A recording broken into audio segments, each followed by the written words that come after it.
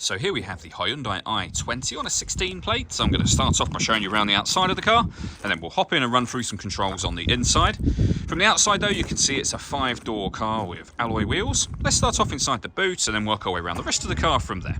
As we approach the back of the car, you can see we have reversing sensors. Plenty of boot space as well, along with that 60-40 split folding rear seat should you wish to increase this space even further. And then underneath this tray section, even more space again.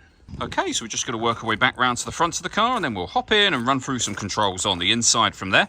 But now that we've done a full circle of it, you can see it's in lovely condition the whole way around. Just briefly before we climb in, I think it's well worth seeing the interior from this exterior point of view. There's plenty to run through on the dashboard, so let's hop in and we'll do that now.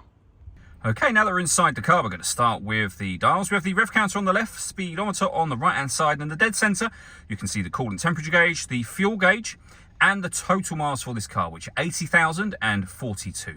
Backing out to the steering wheel, on the left-hand side, we have stereo and phone controls, and on the right-hand side, cruise control and speed limiter. You can also change the trip computer information on the main screen using these buttons just here. And then over in the centre, we have the stereo for the car. So we're on the radio menu at the moment. You'll be able to see there FM, AM and DAB radio available. If you want to listen to your own music, press this button. Nothing is connected or inserted at the moment. We have a CD player there. We've got auxiliary and USB inputs as well. So plenty of ways to listen to your music in this car.